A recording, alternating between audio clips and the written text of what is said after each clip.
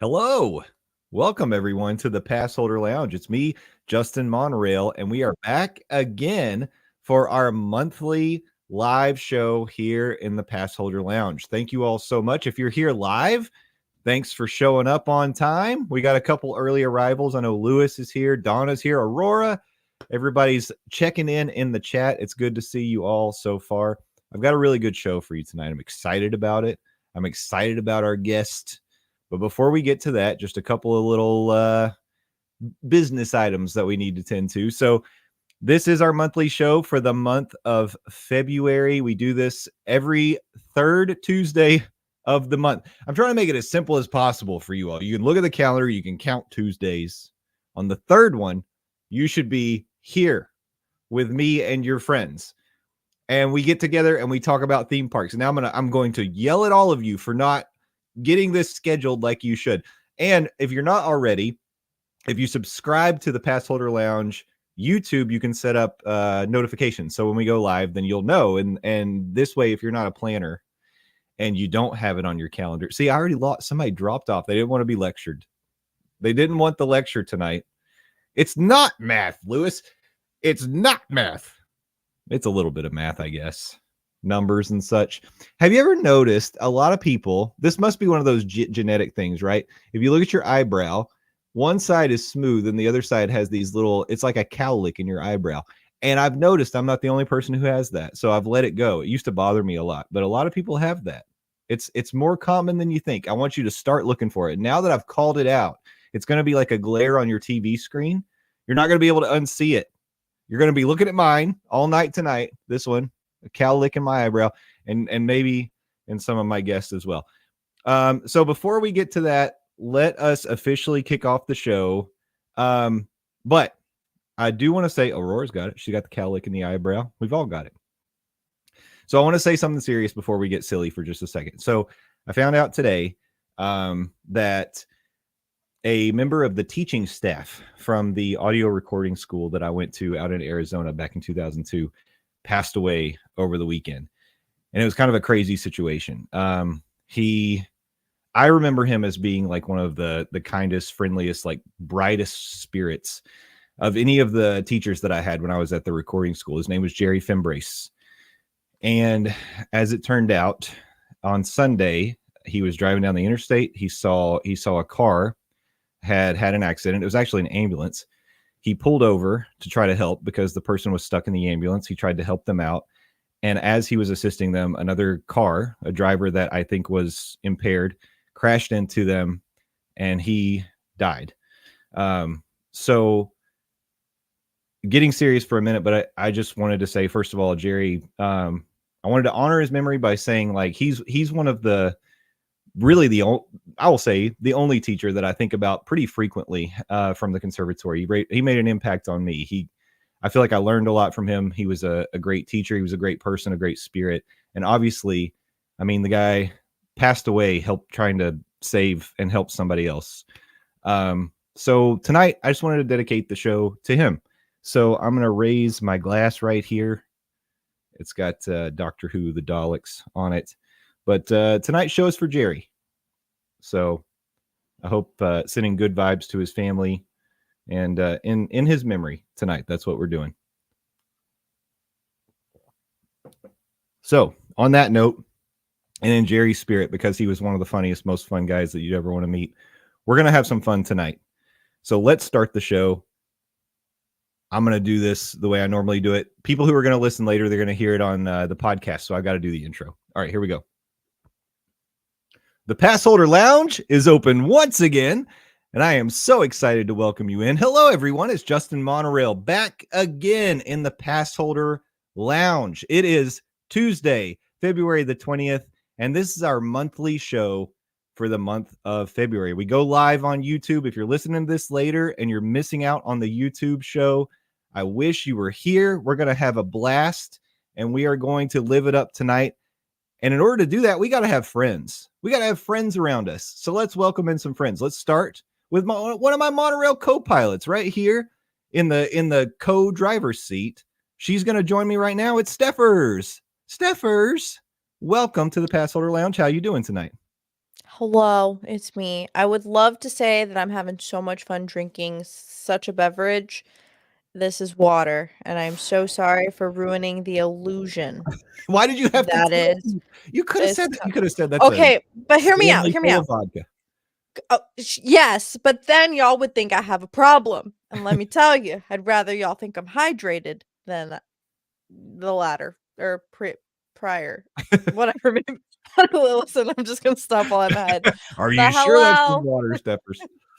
Yeah, I think I have rosé downstairs, but, like, that's a lot of movement for Yeah. me, and, like, I don't wanna do that. I didn't even mention it. Aurora still thinks it's vodka. Thanks, Aurora. Um, in my glass tonight, I am drinking something a little bit special. It's something I enjoy. This is a victory beer. Oh, it's also I magical. was gonna say, See through. it's clipping, ain't Sour. it? It's Sour Monkey Sour Triple. It's very good. If you like sour beers, this one I don't think it's overly like some of them are like overly tart. This one's not, according to me. I Um, don't like beer. it's good stuff. Have you ever tried sours? Bless you. I've tried ciders, which is not the same, I'm It's pretty not the sure. same. Um, no. No. I if so oh, I did try one beer that I liked, and I think it was a we're gonna say pale ale because that sounds right to me.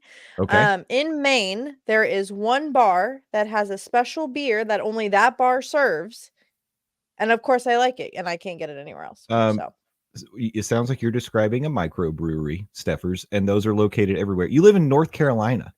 Like, yeah. aren't you in like the microbrewery capital of the world? You could probably go to one of those and Wicked, find something wicked very weed, Wicked wicked Weed is whatever. amazing, but that's not a Yeah. microbrewery anymore. That's like No, a no, mix. no, that's all I got for you. That's the only beer I can think of that's not like Corona. You know what I'm saying? I don't. We All can get a right. sour next time I'm down. How I about would that? love to buy you a sour. And you know what? I'd love to buy our next guest a sour. And I'm going to welcome him in right now because I want his opinion as a New Mm. Englander on Oh, no. IPAs, sours, all sorts of things. Ladies and I gentlemen, did it. please give a warm Passholder Lounge welcome to the guest of honor tonight. It is, whoops, I just muted him. It's Jeremy from Main Street Magic. Jeremy, what's up? What's up, y'all? It's good to Hello, have you, welcome. man. I'm You, I'm actually with Steffers tonight, so I apologize. oh my gosh, I've got a sparkling ice. I'm getting over a cold and I'm like pumped full of meds. And I was like, I'm not gonna That cross sounds like paths on a Tuesday I night. mean, sounds So like a fun time. I it don't know should be, about should be you. good, yeah. But sour beers are delicious. okay, so you Mm. like the sours. I do. I Are do. you a beer drinker generally? Not anymore. I used to be. Okay. Too many I'm calories? yeah, I'm getting old. I gotta keep this physique. So I had to, backed off beer and wine. So, liquor. That's Okay. it has no calories, correct? That's what I was told. I don't know. Drink the clear stuff. It's good. Yeah. Nothing No. to it. So I will say that like just if we're gonna I want to keep talking about beer even though nobody else here wants to. I really wasn't an IPA drinker. I used to think that like especially because my perception of IPAs was very limited, and I considered them to be very hoppy and also very floral. Like it had like a floral bitter taste to me. But what I have found is that New England IPAs are very good, and I do like a hazy IPA. They tend to be fruitier rather than floral. So that was like my entry. And then once I started sort of opening that perspective to IPAs, now it's like, oh, just give me I'm a basic bitch now. I'll drink every IPA. I don't care. Oh my god, it's the after hours show. We can say that. That's right. Well, that's fun. We can Oh, swear. Yeah. I love that. We're drinking I love that alcohol. for us. I'm drinking Uh, alcohol. I can run downstairs and get a nice little rosé if I No, no, it's okay. I had a whole pint of a low cal ice cream. I don't need That's I fine. don't need a That's no rosé, man. there's no peer pressure in the Passholder Lounge. That's not what we're here to do. Mm. But no, Jeremy, really excited to have you tonight. And what an exciting night to have you because I feel like you just closed a chapter of your theme park life. Oh, Maybe not permanently. You're turning the page, but at least this chapter you're moving on. And I know I should have probably guessed this. But your show that came out, your most recent episode of Main Street Magic, you actually talk about your decision to no longer be a Universal Pass holder and what the experience has been like. So, not to try to steal any thunder from your episode that just came out, because we definitely want to push people to go listen to that. But I kind of thought it would be fun to talk about your experience as a Universal Pass holder tonight, and especially with someone who's maybe going to be kind of critical of your decision over here. A Universal Me superfan. critical? I would absolutely never ever do that. No, but you love Universal. Look, I'm sitting at Universal right now. I've got the All American Rejects behind me, playing the Solid stage. photo with the nice rip ride, like incredible, peeking right now. Beautiful. Yeah, it's not that was the closest we got. Tried to go over right after the parade last Saturday, and this was you could not. There was no room in the crowd to move, and this was our attempt to get close, and then we just were like, we'll just go listen to the music. So Jeremy, let me ask you this, because my memory is not great. Did you have the Universal passes for more than a year, or was it really just 1 year? 3 years and 9 months. 3 years and 9 months. Yeah. Okay. Yeah, that's you got what the extra. You got Yeah, that yeah. 18-monther, didn't you? Yeah, we did. So I mean, June 5th, 2020. Anybody know what day that was? Yep. Yeah. Yeah. I remember that So day. the day Universal reopened after COVID. Did you guys hear about that COVID thing? That was crazy. Huh? So let me tell you, man, fresh off a case. wasn't sure if you guys had your history lesson yet, but yeah, I mean, reopening day. We were there. We were at Universal, stayed at Cabana Bay, and we went down the evening of June 5th to guest services, and we got 4 3-park premiere passes for our first time ever for our family. So at the time, the girls were 9 and math. More math, Lewis. Yeah, 9 and 12 at the time, and they're now obviously 3 years and 9 months older. So you guys can figure the rest of that one out. Okay, so all right. So first question I have for you: what led you to take the leap and become a Universal Pass holder at the time? So we had been doing a Disney podcast for, at that point, 4 years or so, 2 episodes a week, and then COVID came, and it was like all theme parks are shut down. You get no in-park content. You get nothing new. So we had to start figuring out during the closures, like what were we going to do to continue with content, and we're about 50-50 split of in-park content and going and doing reviews and stuff compared to like what I consider topical, talking about top 10 lists and, your favorite Disney movies and songs and all the that evergreen stuff. Yeah. Yeah. You hope it's going to be evergreen.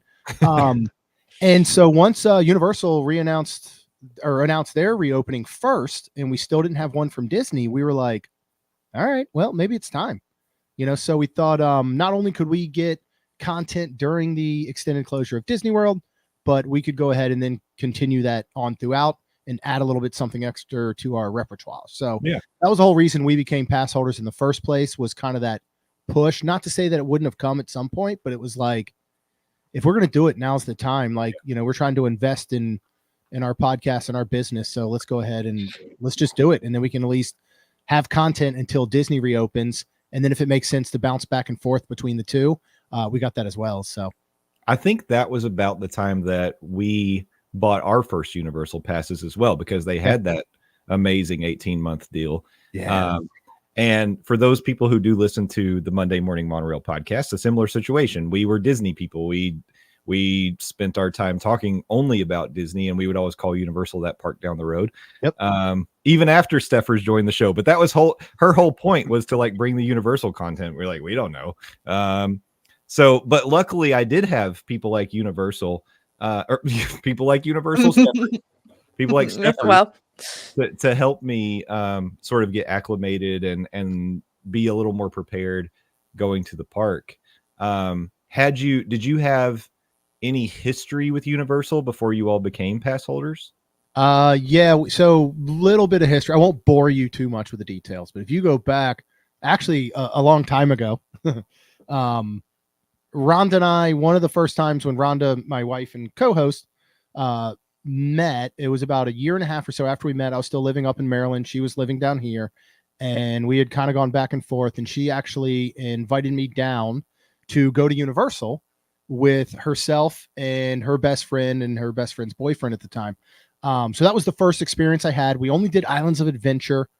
I don't remember a ton about it. I remember us riding Spider-Man a lot, and it was like lovey-dovey. Like the night we kind of fell in love and decided to start dating. So oh, that's sweet. We'll fast forward to my oldest now daughter, who's 16, her 5th grade field trip, because we're here in St. Augustine. We're not far. They go to Universal. Again, this was Islands of Adventure side. I chaperoned, went down.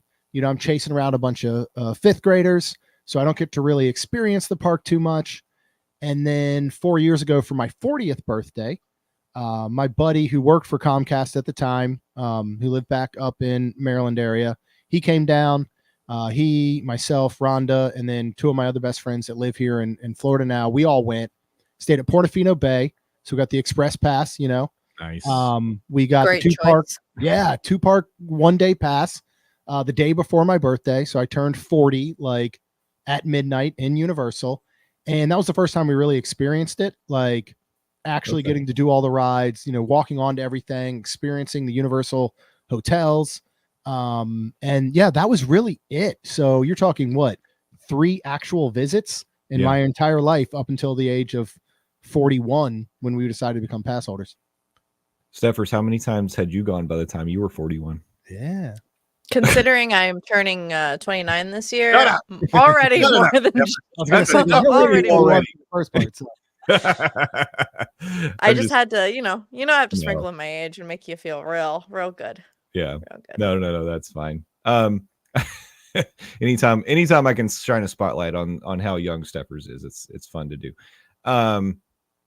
So yeah, I mean, my experience is a little different in that, like, when we got our passes, the only time I had ever gone to Universal was before there was ever an Islands of Adventure. I only went to Universal Studios, and this would have been in probably, to the best of my memory, 92. And so I think I was 9. It would have been, because it would have been before my birthday. The things that stood out to me were the Ghostbusters show really scared me a lot. Because listen, you all know my history with Halloween Horror Nights. I'm a chicken. I'm a little chicken. Okay. Not anymore. I'm still a chicken. It's just I know how to manage it. But the Ghostbusters show scared me. I remember riding Jaws. I remember riding King Kong, Earthquake. There was also this experience where you could go and make there were 2 options. You could either make a Star Trek movie, like on a green screen, or you could do like My Day at Universal.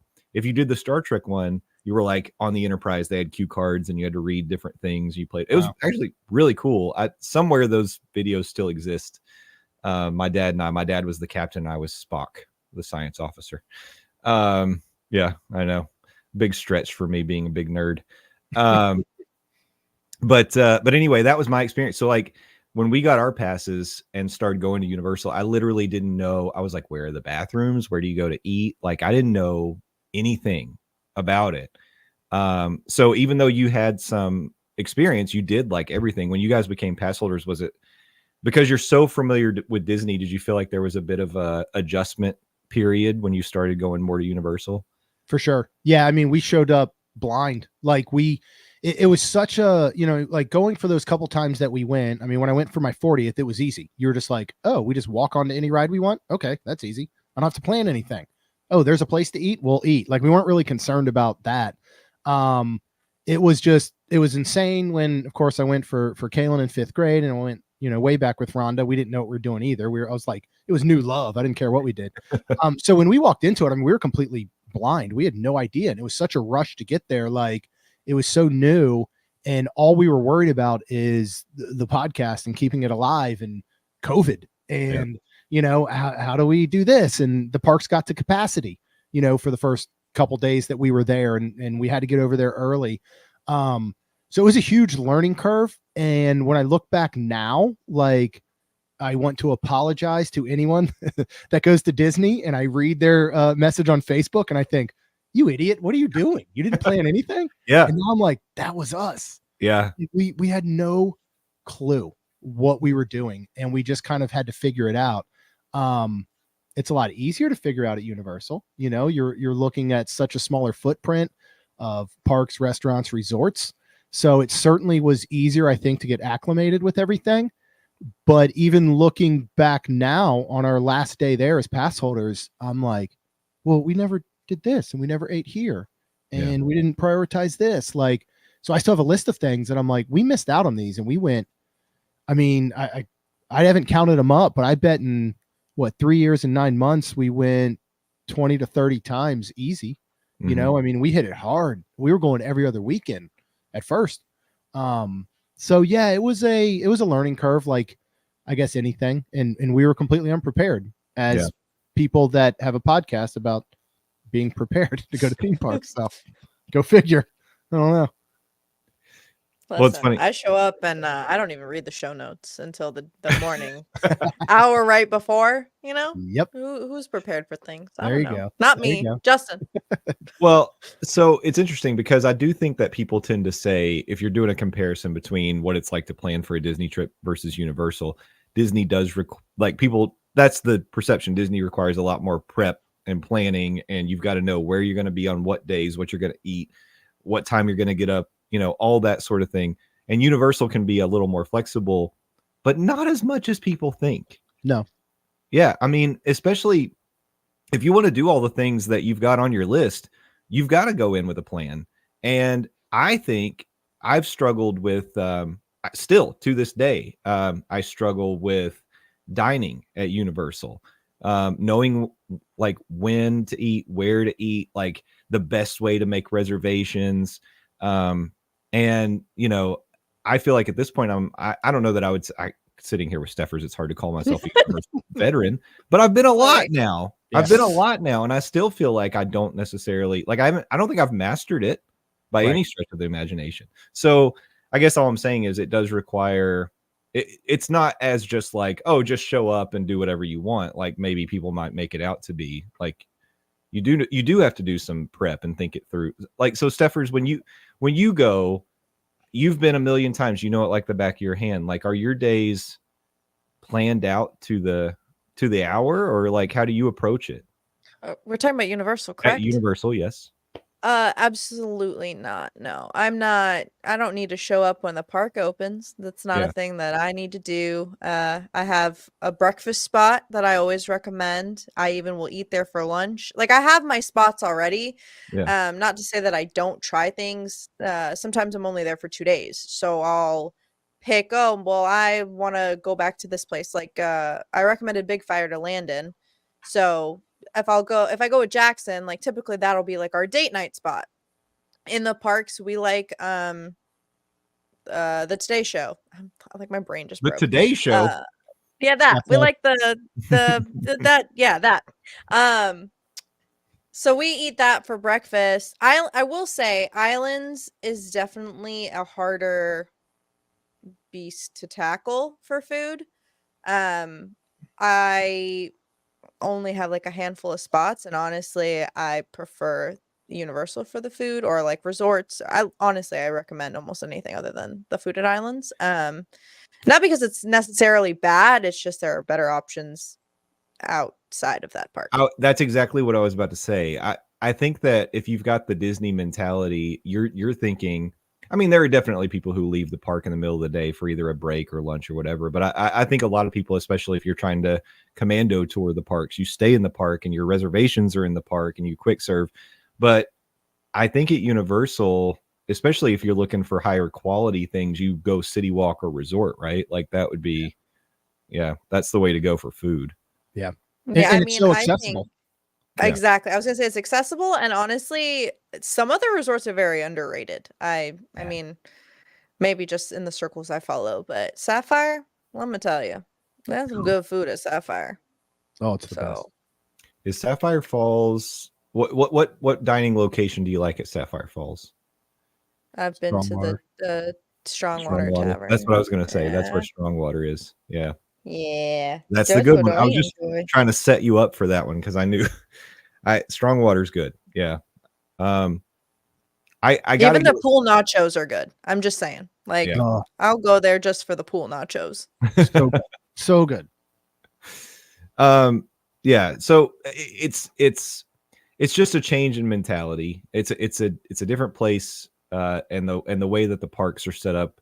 I wonder how that dynamic is going to change when Epic opens. Like that, I sort of wonder, especially because I mean, from everything we know, it sounds like Epic's going to have some decent food locations, and also you're not going to be able to walk between those 3 resorts. So I don't know. That'll be kind of interesting if you were They doing a have day. a hotel. They Mhm. do. Yeah. Yeah. You could probably go into the But I Stella think it's Nova. funny. You asked me like, what do I do? I actually experience the parks now, and I don't have a pass. I haven't had a pass in over a year now, maybe 2. I know, Mhm. blasphemy. I'm sorry to disappoint every single person. Um, but now I like have a friend who works for Universal, so I can get like a comp ticket if I'm going for like a 1 day, or I just do the Informer meetups, and that's Yeah. like my theme park fill of the year. Which I mean, I would go multiple times if I could fit it, but I'm also trying to do this thing where I venture out and see more of the world. You're opening Some your perspective just like Jeremy and I opened our perspectives and We decided did. to go to that park down the road. I did promise though, the next time I go down, I am doing a full Animal Kingdom day with you. Oh, Ooh. I mean, come on. Of Mhm. course you are. Number 1, of course you are. Mhm. Number 2, that should not I should not have to twist your arm to do a full day at Animal Kingdom. No, you're not, but also I do this thing where I only go for like 3 days, and that's the park that gets left out, so I'm Jeez. learning from my mistakes, aren't I, again? Um so okay, so other than dining and thinking about like planning your day out or just mapping out your plan of attack, when you look back at becoming APs, Jeremy, and how you started going to the parks, is there anything you feel like, oh, I wish I had known this, or I wish I understood this a little better when I started going to Universal parks? I mean the app, the like you mentioned, like dining, like Mhm. understanding dining. I swear it was like 2 years until I realized you could even make a dining reservation at some places within the Universal app. Like I was going to Open Table, or I was going to the own, website of the whatever the restaurant was. Yeah, just understanding the way that things flowed different from Disney, Well, and that I think that was the big thing for me. Yeah. in your defense, though, that app wasn't it. It really was No. not it until this last update. And This honestly, last I'm sure update's there are still incredible. bugs, Yeah, but like, eh, I don't it blame was you for rough. that one. Yeah. There are a But it lot of was things the whole rough. thing of just not asking questions and not knowing what we were doing. It was even just, you find these differences between Disney and Universal. And I'm not the type to compare Disney and Universal. It's easy to do it in certain aspects and say, what's better, this or this, this or this, this or this. But they are 2 completely separate animals. Yeah. They're very, very different. Depending on what you're looking for, they're different. Depending on who's in your family, they're different. We were at a point where about 2 years, year and a half after we became Universal APs, our kids would decide they didn't want to be Disney APs anymore. They were kind of done with Disney. They had outgrown it. We had burnt them out. We had been so many times in that 5-year period that they were done. Universal was starting to become much more of their age level and the things that they wanted to do there. I had honestly watched maybe half of a Harry Potter movie before the first time we became annual pass holders. And but I'll say that, listen, Steffers, though, when we went in and we really got to that first weekend, going through Diagon Alley and Hogsmeade and all of that, I came home and I was like, before we go back, I'm watching every single Harry Potter movie. Mhm. And I was so impressed when I first went in and I didn't know jack. Yeah. Right. So we watched all the movies. We went back about 2 weeks later, and I just remember walking through going, wow, Mhm. like I know what that is. I know what that is. This is telling a story. I've been here in the movies. Now I'm here in real life. Like I was absolutely blown away with the storytelling that comes within those. Still with Universal and Disney, the same thing is like you need to learn to kind of slow down, and it's hard not to be so fast paced. And we went in first. We went so like gung-ho trying to do everything that I think kind of hurt our vacations a little bit. It was only recently that we started to really enjoy the resorts and everything that they have to offer. Yeah. Where, we went back in July for Rhonda and Lacey, their birthdays, one day off. And so we went last July. We did a Cabana Bay stay. We barely spent time in the parks. And we were just like, wow, these Universal resorts have so much to offer. And so it's just learning all of that. It's learning how to balance your time. But like with Disney, if you go once a year, are you going to focus on the resort? Or are you going to focus on doing everything in the park? Right. If you go 2 times, 3 times, 4 times every month, like we were, everything starts to change as you start to learn about it. And, I think that's the only comparison to Disney and other theme parks is like, or any vacation really, is like, the more you go, the more you know, the more you realize how to navigate and what you want to spend your time on. So yeah, I mean, I could probably have a million tips on what we would do differently, but like at the same time, I wouldn't change anything because we have so many wonderful memories from Universal that I didn't expect. I expected to go in there and it was going to be work and we were just going to get more content and we were going to figure out the ins and outs. And, we kind of ended up falling in love with Universal in a way that I don't think we thought we would, but in a completely different way than Disney. Yeah. If that makes sense, Oh, it absolutely does to me. Yeah. I think you're right. Like you say they're different animals. They're totally different experiences and you really can't approach them the same way. And I feel like there are definitely things for me that I have grown to have such a strong appreciation for at Universal that I don't get those same experiences or feelings when I do Disney trips.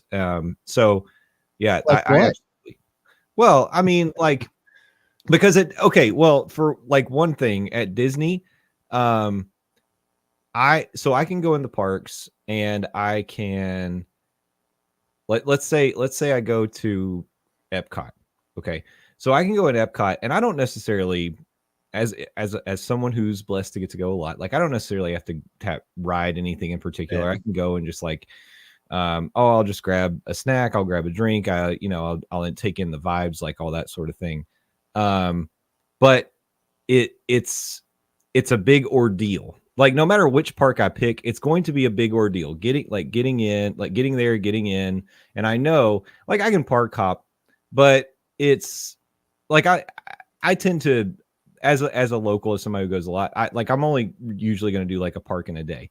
Because I'm like, well, I got to deal with the parking and I got to go through security, like all this stuff. Universal, I have this appreciation of like, I feel like I can get in. I feel like I don't have to justify going to Universal for just a couple hours. Yeah. If I go to Epcot, I'm like, or any Disney park, I'm like, that's a day. Like I'm going to be there 6, 7, like, cause I have to justify the whole, especially Magic Kingdom. I've got to justify that whole ordeal for myself. Universal, I don't. Like I can go, I can park, I can get in easy, I can get out easy. I can go and if I go after 4 with my Premier Pass, I know I can ride stuff. Yep. Which is like, that's something I appreciate so much. I also appreciate the fact that I can ride like real legitimate thrill coasters, like Velocicoaster, at Universal, so it scratches a different kind of itch. It definitely, it's like, what mood am I, what kind of experience do I want to have today? And then, sometimes whatever I'm thinking or feeling, like a Disney park fits that or a Universal park fits that. It is like a different kind of thing. Yeah. That's a great point about, like you can kind of pop into Universal. Yeah. You can't pop into Disney in a sense. There's so much more to it. And I think we always started to feel that is that like Disney, and again, we're so thankful, anybody that listens, like we're lucky to go so often. We've been so many times. We go once or twice a month, easy to Disney, usually for several days, and we stay on property. And it's easy for us to go into Disney and just relax and just like we focus on things that aren't rides. Mm-hmm. Whereas Universal, our focus was much more on rides. It was like, I'm not showing up and not riding Velocicoaster. Right. Like, and even though we would go to Universal often, it wasn't always as planned as Disney. So it was like, we might go to Universal and then be like, we might not be back for 2 or 3 months. That's possible. Mm-hmm. Let's make sure we do all the rides. Whereas Disney, anytime we're at Disney, we know when our next trip is. and it's usually about 2 weeks, 3 weeks out. So it's easy to be like, oh, Rock and Roller Coaster, which I know is down right now, but just say it was up, like, we'll catch it next time. Universal didn't feel as much like a catch it next time. So we really focused a lot more on the rides, but I didn't feel that Universal gave us the opportunity to chill and relax as much because we were focused on rides. Whereas Disney, we know our spots that we want to sit and have a drink and get something to eat. We know our spots we want to meet friends. We know our spots that we've become, friendly with cast members and we can go see them. And Universal still felt more like we got to do things, where Disney felt like we can kind of chill. It's funny because I get what you're saying, and I totally understand it. But it also sounds like you're describing, like if just like taking it back and trying to describe how you're putting that into words. At Disney, we're home. Yeah. At Universal, we're visiting. Yeah. And Like, I'm that's so perfect. the opposite, and Yeah. it cracks me up because Yeah. I can just go into Universal and all right, ET, bye, see you later. I'm gonna go to the pool, hang out. Like I don't even have to do Velocicoaster every time. Like I don't do Velocicoaster every time. I don't. And a lot of these rides too, like I mean, okay, that's a little dramatic, but like Rip Ride Rocket, I was there for the opening of, so like I've seen it in its prime, and then I've seen it break your neck. So like there are a lot of things that like I just don't feel the need to do, or like even if there's an update, sometimes I don't even need to do it. With Disney, if there's an update to a ride or an overlay, oh, I have to do that. I have to plan my whole day for this park to do this thing, or I have to plan my morning so then I can hop to this other park and do this thing. And y'all, I'm stressed. That's why I keep skipping Animal Kingdom, because like I'm just stressed doing Don't be. You can't be 10,000 other stressed at things. Animal Kingdom, Steffers. Lisa. You're No, looking no, at I'm it all stressed. wrong. I am stressed at the other parks, so I skip Animal Kingdom and it doesn't get its proper day thing. Animal Kingdom. And this is what I've been trying to sell people on as the noted Animal Kingdom advocate, is that I'm going to call you an ambassador. You are the an ambassador. I'm the Sir. Animal Kingdom ambassador. Don't downgrade yourself. Animal Kingdom can be exactly approached as a resort day. Like, especially if you feel like I don't necessarily need to worry about Flight of Passage. Like, just take that off the table. I'm knocking stuff off the shelf behind me because I'm As you knock gesticulating too much. Yeah. Take Flight of Passage off the table. If you do that, typically anything else you want to do in the park, you can do, but it's much more of a slow down, get some food, get a drink, explore, like find a nice place with some shade. By the way, I swear, one of my triggers is when people say there's no shade at Animal Kingdom, and then they try to say the reason that it's so hot is because there's so many trees.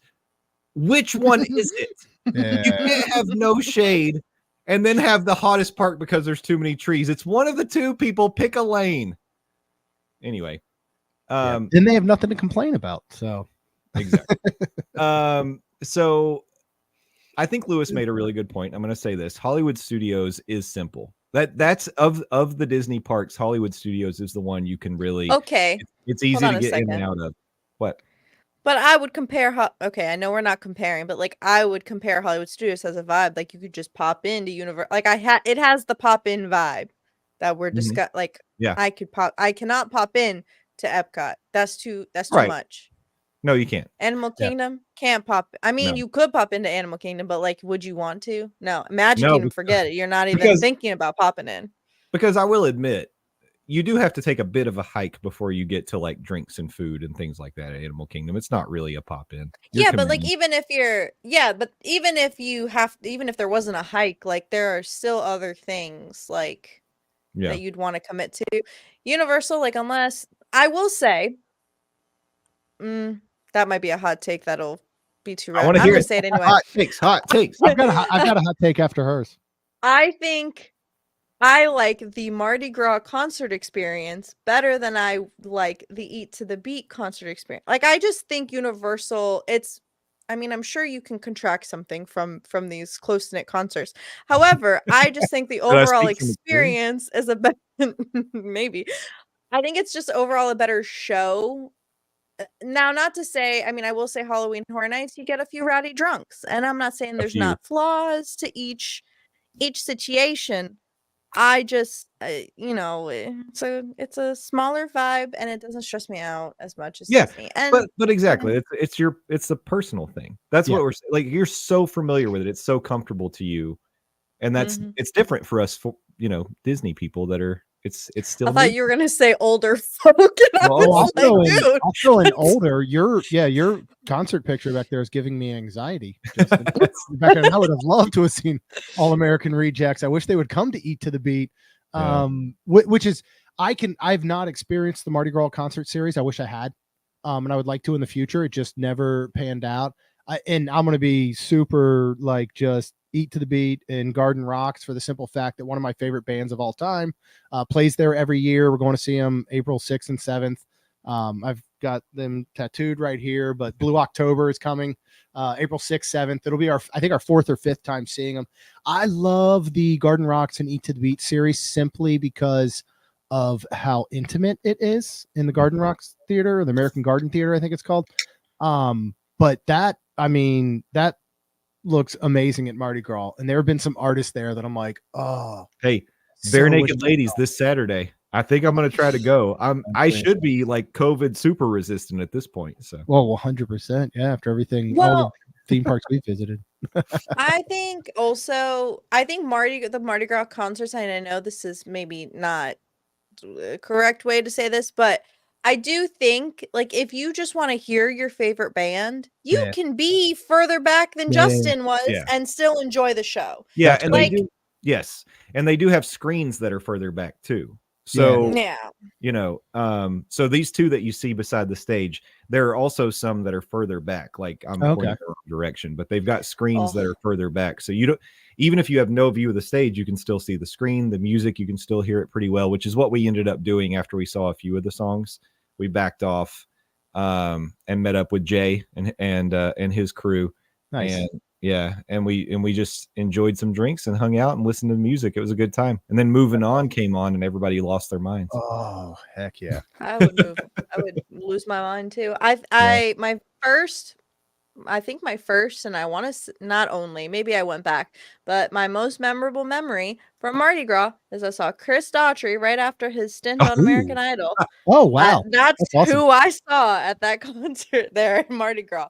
And I will say it's like comparable to Waiting for Fireworks, so you kind of have to show up You a do. little Well, early and, Aurora. So Aurora's a great example. I mean, if it's a popular band, she said she got her spot at 4:00. The concert was at 8:30. Yeah. So we tried to come over after the parade. The parade was at 7:45. We positioned ourselves so we could see an early part of the parade and come over. And again, it was like this. Like we couldn't. Wow.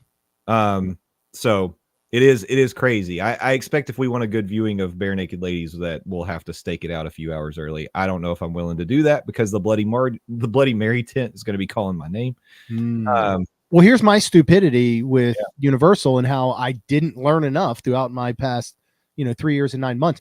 Did they do packages similar to the dining packages for Eat to the Beat and Garden Rocks? Do they do those for the Mardi Gras concerts? Is there any way to get closer, or you just show up? I think you just show up. Steffers, do you know of there's got to be VIP access, don't you think? There's something there? If you can trying pay to for something, think, they're gonna let but you. it's not. I'm trying to think of what it is, but it's not as simple as it is at Disney. Yeah. For like Eat to Be, it's not as simple as You can't that. go on But your I want app and to say dining package or something. Yeah. no, I know don't think they do so. them for the float, right? Like you can do Yeah. a dining package at Yes. Mardi Gras Universal and get on the float, Yeah. which, by the way, is one of my favorite Universal memories. Rhonda and I got the pass holder last year, and we got on the float and throwing out the beads. Oh my that's awesome. God, that was the You best did time something ever. I haven't. Oh, Yeah. it was amazing. We got yelled at because we were throwing them out too fast.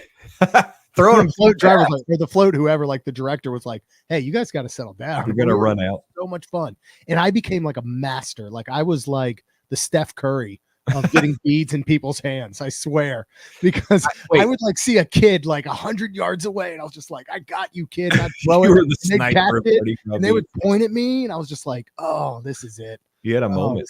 it was amazing. I still haven't done it. Maybe so cool. Saturday, because we haven't booked anything, but they still do the virtual queue day of, so you can Oh, okay. Yeah. get a spot. But question for you, Jeremy, since you have done it, do they tell you not to throw the beads onto like signs and Yeah, posts? Tree. yeah, I believe they did. I remember there being a lot of rules. Okay. Because as we were standing, this spot where we watched the Mardi Gras parade last weekend, we were standing basically in front of Revenge of the Mummy, and there's like a stoplight on the street right there. And as the floats were going by, I'm like, how are they not trying to put them on the stoplight? I would absolutely be doing that. I'm trying to remember. I feel like there was something like that. I mean, there were definitely rules, which makes sense. But yeah, that might have been one of them. Was like, hey, just you got to look at people. It was like, yeah, and basically like, don't chuck them. Don't just whip them at people. But it was so fun. It was just it was an experience like no other. And when we did it, it was we did it last year. It was 2 years ago. So we'd actually done Mardi Gras in New Orleans the year prior. So yeah, like to see the experience in New Orleans and then see the experience at Universal during that parade is pretty freaking cool. Like it is similar, but pretty close. Yeah, it's less crazy and it smells like less pee. So honestly, though. Yeah, Aurora says they do tell you their areas you can't. Okay. According to the app, I did not Google because Gimli is on my leg and I can't really reach my keyboard, but that's a short person problem. It's a float and dine. They don't have like a concert area. But there is, I know that they do. So Lewis mentioned there's a place over at the NBC building, and there is like a deck up there.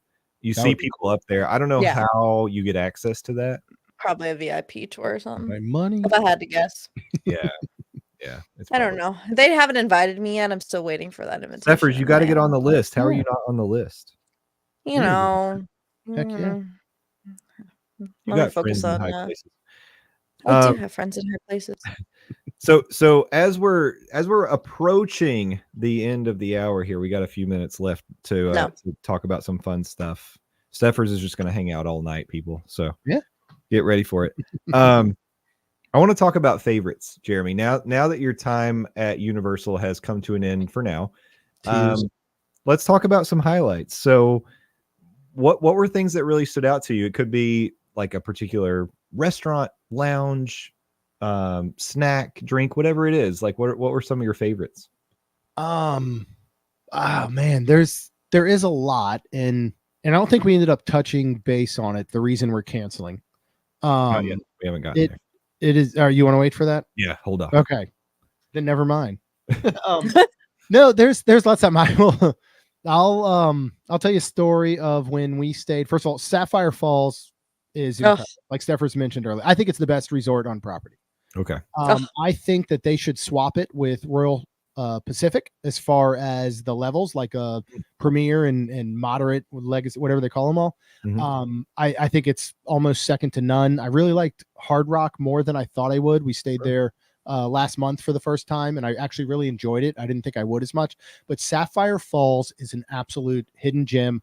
I would easily put it maybe in my top 5 resorts between Universal and Disney.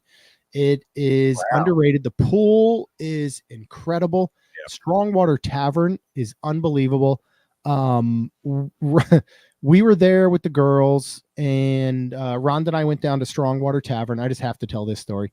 And we were sitting at the bar, and we were trying the drinks. We're trying all the food, and we got something. I forget what the dish was. It had lamb in it. And I don't know if you remember ever hearing this story, Justin, but there was a particular item in the bowl that we were unaware of. And I was like, I don't know what this is. This is weird. And I cut it and I ate it. And I looked at Ron and I was like, I think that's a reproductive part of a lamb. It was circular, not to get too graphic. I know it's after hours, but still. And so we talked to the bartender, and I was like, whatever, I tried it, but I was like, something's off about this. So I asked him, and he's like, I don't know what that is, man. He's like, let me take it back to the kitchen and let me ask the chef. He came back out and he said, the chef isn't sure what this is or how it got into the packaging. He's like, but you might be right on what you think it is. And we'll go ahead and just comp this dish. And I'm like, that's cool. We're not worried about it. It was hilarious. We've had so many good memories there. Jan at Finnegan's. I don't know if Jan still works there. Jan, she does still work there. Is the best. She does still work there. we would go in and see her every single chance we got. Hogshead, in the back of 3 broomsticks, correct? We first met Kayla and Jordan when we first started going there, that were there for a while. They were incredible.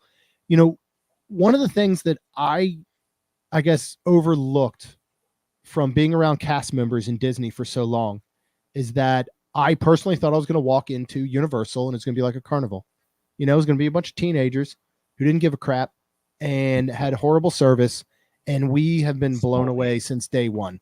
You know, like, I mean, their service and all is just unbelievable. Their culture is unbelievable.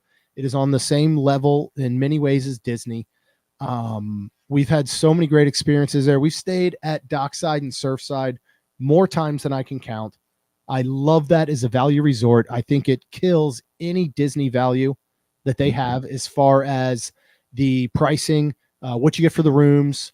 The quick service at Universal Resorts is killing Disney. Their quick service and their food courts are unbelievable. Nice. They get overly populated, but aside from that, once you get your food, it's outstanding.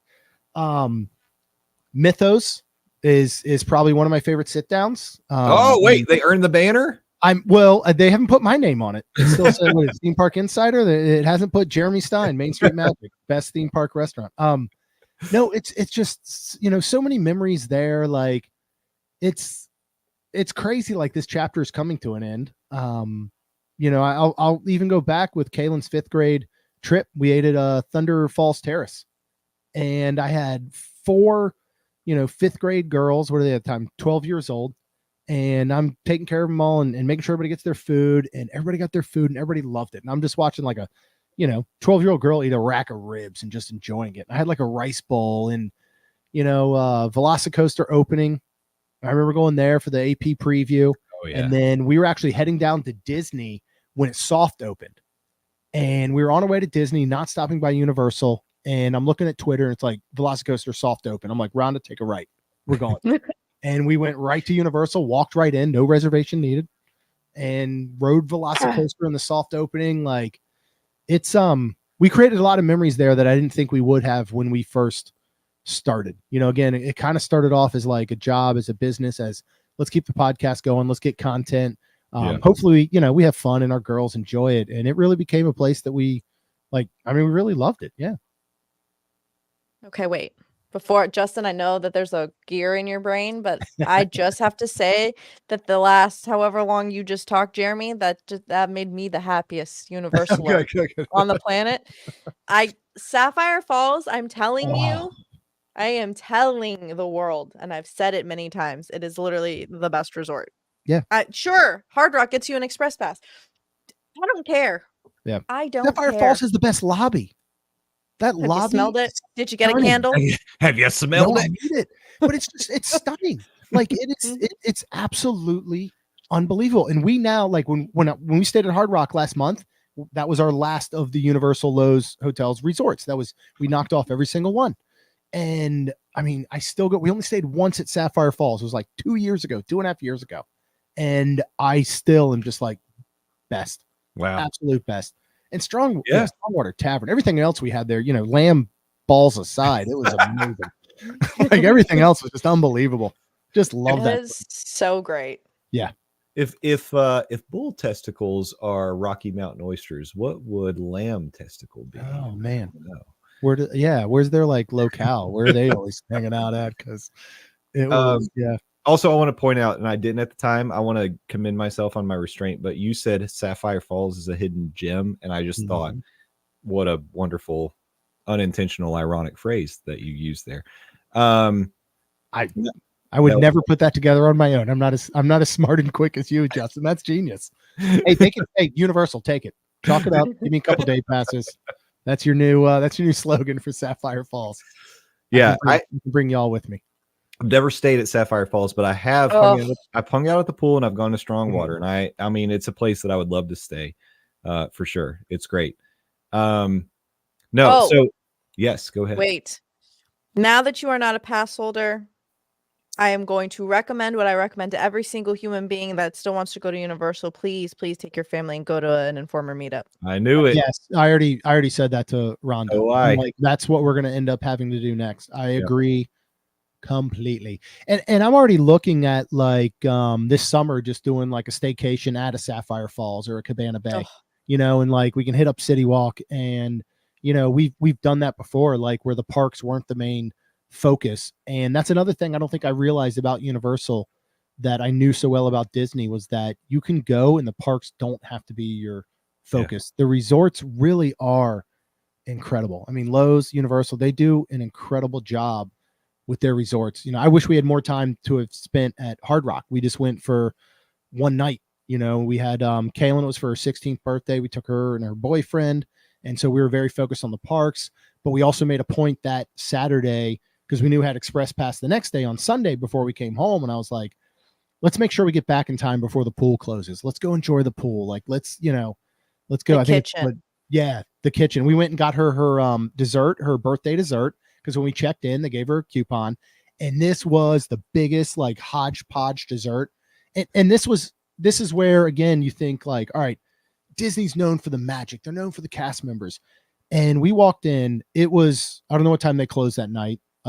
We were literally like 30 seconds before they closed, and that was on me. It was my bad. I wasn't paying attention. We're walking in the door as they're cleaning up to the kitchen. And I just said, hey, I'm so sorry. I see you guys are closing. Is it still possible to get her birthday dessert? We're leaving tomorrow. And they were just incredible. They were like, yep, no problem. Somebody came out, attended to us, went back, gave her this massive dessert loaded with like every possible thing you could think of. I don't know if they were like, we got to clean out the dessert bar anyway. Load it all up.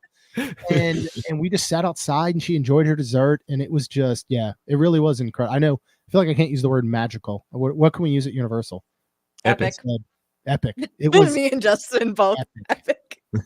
epic. Yeah. That's amazing. Okay, that was it. That was all I had to say. No, My 2 cents. No, I agree. Like I love hearing all of that from you, Jeremy, because again, like I say, I feel like we have similar backgrounds, similar approaches to Universal when we became annual pass holders, and just to hear you talk about the love that you have for it and all the amazing experiences. So now the next question is why did you have to cancel? And could you tell us a little bit about that? I mean, it stinks. It's strictly financial. Yeah. You know, it's we are on flex pay. You know, we pay per month. We do something similar with Disney. With Disney, it's a little bit easier. It's pretty easy with Disney to put a chunk of money down.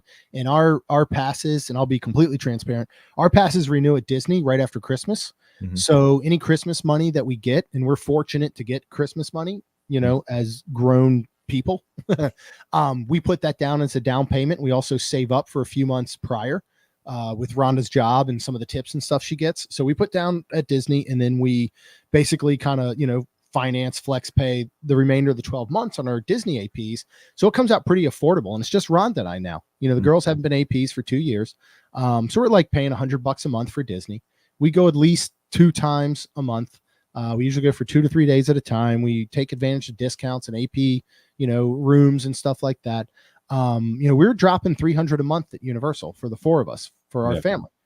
And it as podcasters and as people, and myself specifically, that are really trying to grow this as an actual business. This is something I would love to do as a living. I don't. As we all know, this costs a lot of money to do something that is essentially a hobby. Mm-hmm. You know, I think a lot of people probably look inward and go, man, that's really cool. You guys get to go to theme parks all the time. And, you know, we're all in the parks and we're doing podcasts and we're talking to each other. That's awesome. That must be so cool to make a living off that. No, like none of us are. Yeah. None of us are podcast rich. No, not at all. We're podcast poor. Yes, we are. Yeah. I mean, I just, that's what I said on the episode this morning. I was like, we're in the red, you know, but we do it because we love it. Yeah. We absolutely love doing what we do. And in the end, if we can go to Universal for the past 3 years and 9 months, and we can experience things and, you know, talk about it to our listeners, and they learn and they get to come and they get to save money, and, you know, because they don't get to go as often as we all do. You know, they go once a year if they're lucky. And so if we can make their vacation that much better, that's what we want to do. Yeah. But it has to come to a point where financially we can't do it. Right. And so if it comes to cutting something out of our budget and out of our financing, unfortunately, it was Universal this time around. If I look at our numbers, our listenership is very heavily Disney, of course. That's what we were built on, is Main Street Magic. And so we just had to make that tough decision. And I hope it's one that doesn't last, forever. But Forever? Yeah, forever, ever. So two quick follow-ups. Number one, do you expect that in the future, if things change, you might potentially re-up at Universal at some point? Yeah, 100%. Okay. Yeah. And then two, are you going to go to Halloween Horror Nights this year? Because we got to hang out. Yes, we are going to start to save up and pay out of pocket whatever we need to for Halloween Horror Nights, because it is the best thing ever. And was that me? and the first year, of course, it was canceled in 2020 that we became pass holders. And I was like, yay, because I'm like Justin Steffers. I'm not that guy. I don't like horror movies. I don't like jump scares. I don't like any of that crap. And when we finally went that first year in 2021, we went with a big group, and I was just like, this is the best thing. It's so good. It's so good. When you get it, you get it. You get it. Yeah. Yeah. And the girls love it. Like Lacey, Kaylin for years. I mean, Kaylin was watching horror movies way before she should have, probably. Again, 16 now, but 12, 13, she's watching things that, maybe shouldn't have, but we'd seen them and we know what she's like. She's very mature. And Lacey was always our very anxious, very scared child. And it was hard to get her to do a lot of things. We went through periods where we couldn't even take her to a restaurant. We would have to bring her home. We went through some things. And the first Halloween Horror Nights we went to, which again was 2021, we had a big group there. One of our good friends, Steve, who is a Disney cast member, he came out with us. And he kind of just took Lacey under his wing as we're going through the houses and stuff, because I needed somebody to take me under their wing. So I'm like, I can't handle both of them. Jeremy, right? same. I did too. Yeah, I'm you like, were fine. Fine. But I'll never forget, we were walking through that first year, one of the scare zones. And I had heard things, you see things on YouTube, like, don't take your kid to Halloween Horror Nights. They're going to run at you with chainsaws. They don't care. And Lacey and I are walking through, and she's holding my hand, and I see a scare actor coming through one of the scare zones, and he looks at her dead in the eyes, and he sees that she's a little apprehensive. She's not so sure about this. And he calmly walks up to her, and he just sticks his fist out, and she gave him a fist bump, and it like changed everything. Yeah. Like, and now to the fact that as soon as we said, well, we're going to, cancel AP, she's like, but we still have to go to Halloween Horror Nights, and I have to get that fast. I want to hit every single house. Yeah. And she's going with Kaylin and stuff, the horror movie. Like, it was a change. It was a big step for us as parents of a child that is ridden with anxiety and that type of stuff. And it was amazing. And, that was Universal. That was Halloween Horror Nights, something you would never expect. So we will 100% be there, and we'll have to make sure we, coordinate with y'all for sure. Oh, yes, sir. Yes, sir. That's amazing. Jeremy, this has been a lot of fun. And it's fun when we could get together and talk about something a little different, because we don't typically talk about Universal, you and I, when we podcast. So that's really fun. But this has been a blast. Thank you for doing this tonight. Before we wrap up, let's make sure people can find all of your content, because like I said, Jeremy just put out an episode on Main Street Magic where they talked about all this stuff, and hopefully we didn't steal too much of your thunder from that episode. But let people know where they can find you. You can go to mainstmagic.com. You can find everything there. MainSTMagic is our handle on Twitter, Facebook, Instagram. And then we've actually started doing things on TikTok, whatever that means, at MSM Podcast. So somebody already had MainSTMagic, and it's like a dead account, and I don't know how to like claim it. But yeah, I'm putting out daily like reels and videos, things from tips, reviews, like we have a whole series. I don't know if you've caught it, Justin, of where Rhonda tries bourbon and scotch and all. Yeah. It's a lot of fun, and she does not like any of them for the most part, but maybe one will come up soon that she does enjoy. But yeah, go ahead and hit subscribe on any of the podcast feeds. We would love if you listen, and yeah, you can always reach out to me on social or whatever, and I love interacting with people. It's the absolute best. Best part of all this. Yeah. That's awesome. Yeah. And I think next time we have you on, Jeremy, maybe we plan a night when we know Rhonda can be here and we just do a bourbon tasting. That's let's do it. Let's do it. That'd be so fun. That would be great. No, thanks again. And thanks all of you for the people who have joined us here live tonight. Appreciate you so much. If we didn't specifically say thank you or hello, just know that all your comments, all your interaction means a lot to us. Oh, and Maz has a little comment here. Y'all should try some of Heaven Hill brand bourbons. Ooh, if you haven't already. Jeremy's going to take a note of that right now. Heaven Hill brand bourbons. Thank you, Maz. But we do this every month, once a month. And just look at your calendar. Count the Tuesdays. Third Tuesday of the month, we'll be here live at 8 p.m. And next month, who knows who's going to join us. It's a crapshoot, but it'll be somebody exciting. And Jeremy set a high bar, so hopefully they can be just as good and fun as Jeremy. But for now, I hope you all have a good night, and we will talk to you next month. Until then, we are Monday Morning Monorail, Steffers and I, and also check out Adventures with Steffers. Those come out, well, Monday Morning Monorail comes out every week. Adventures with Steffers at least once a month, at least, right? At least. Yep. So tomorrow. Check those things out. We got one tomorrow. Good. And, but yeah, come back here next month and hang out with us. Until then, we're going to turn the lights out and we'll see you next time. Be good to each other. Bye-bye.